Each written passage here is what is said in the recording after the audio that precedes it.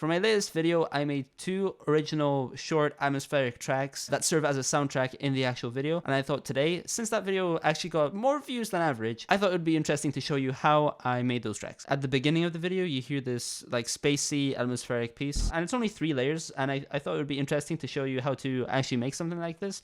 If you're interested in production, maybe this will give you some ideas. So basically, this first sound here is like a Reese sound. It's called a Reese bass.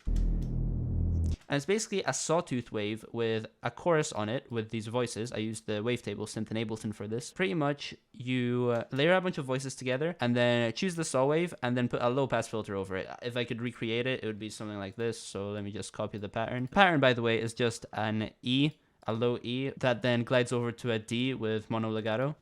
So by default, you get this sine wave, move it up to a saw wave. And then you go here, choose classic or shimmer or whatever if you want to be more unique. And you'll get different kinds of sounds like this with the different algorithms. That one's kind of cool. I chose classic and then I moved the filter down. And that's basically the same sound. Very similar. Yeah, that's how I made that. And then this pluck here, that kind of accompanies and creates a kind of melody over the bass note.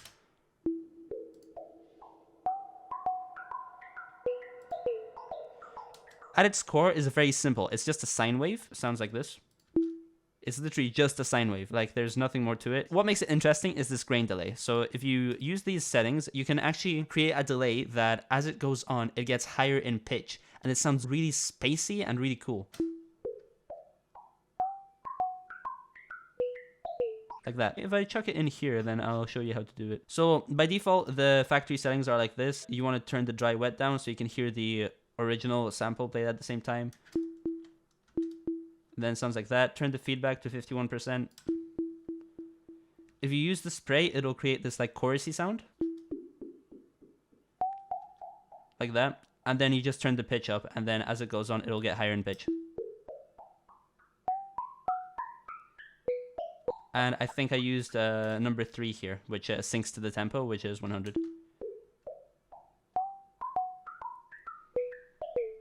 And it's really simple. It's really cool. It's really spacey. I love it. And then on top of that, just a really simple reverb. I think it's just the default setting. Dry wet turned down to 13 and the decay time put to 748. And I just realized you weren't able to see the reverb controls that I was tweaking. So here they are. Just 13% on the dry wet and decay time up to 7.48 seconds. I think it's important that producers admire simplicity a bit more and try and kind of go with the defaults a little bit more and then just kind of focus on the actual sound and how creative you can be with the melodies and like the stuff that makes the sound unique at its core. And then this, it's a layer. It adds a bit of texture to the respace, something that I stole from a sample pack. So it's from a company called Glitch Machines. They made 3 sample packs called Cybernetics, Shadows, and Teratoma. I don't know if they have any new ones because I downloaded this ages ago. But yeah, I think I took a sample from Cybernetics. Yeah, Prometheus Vertical 1, and it kind of sounds like a spaceship, and the only difference is that I stretched it out. So I used the Complex Pro warp mode and just stretched it out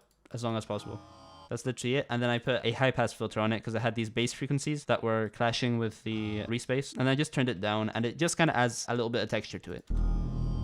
Oh, by the way, on the respace, I had it on mono, and I had the glide at 141 milliseconds. I didn't have any master effects, I didn't have anything, and it took me 30 minutes, and that's including the time I spent explaining it to you here. Really, really simple. But I also made a second track, and with this one, I had to get a bit more creative because it involved some looping. So here's the track here. It took me 15 minutes. Again, really simple, really fast. This is not to show off, this just shows how little amount of effort I actually put into this, and it still sounds good. Again, it's only 3 tracks, so this one, and this one. These 3 are just the same tracks but bounced out to audio. I have these enabled and these original ones disabled here. I had to do this to make it easier to loop. The first sound is like an ARP. It kind of sounds like Stranger Things, you know? It's like a Stranger Things kind of ARP. Really simple. The low end is cut out on it.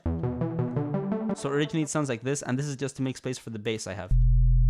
This one, that kind of plays. Really flat bass with no effects on it.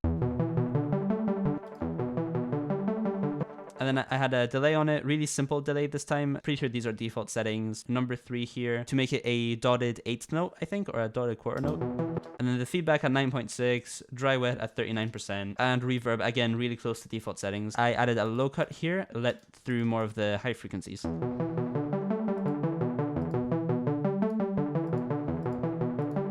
Really simple stuff overall. The sound itself is a saw wave with a pluck on it, so if I was to recreate it, I would, I'll just show you right here. Again, if I bring wavetable into it, then you select the saw wave, you simplify the amplitude envelope, and then have like the release short. Move the frequency knob, map envelope 2 to it, and then envelope 2 you kind of want something like this. It's not really working right now, but if I drag down the frequency here, now it's starting to work, and then you just kind of adjust it to taste, which is what I did. I also had a unison on it, so classic with 2 voices, classic, 2 voices, to make it stereo. You can also choose any other of these algorithms, they're really good. And they all sound a bit different. I just use classic here again, and yeah, that's kind of how you make the sound.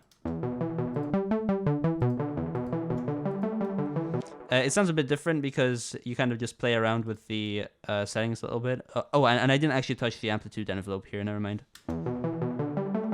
But yeah, really simple. Then a sub bass that kind of creates a pseudo chord pattern. So E, D, and C. I say pseudo chord pattern, but it's just a bass line. I don't know why I said pseudo chord pattern. It's supposed to create the illusion that the chords E minor, D, and C are playing, but they're not. And that kind of creates more space in the mix. So when I'm talking, you don't hear like chords, and it's not like a big mush of sounds. It's just really simple, an ARP, a bass line, and then some extra plucks, which I'll also show you here.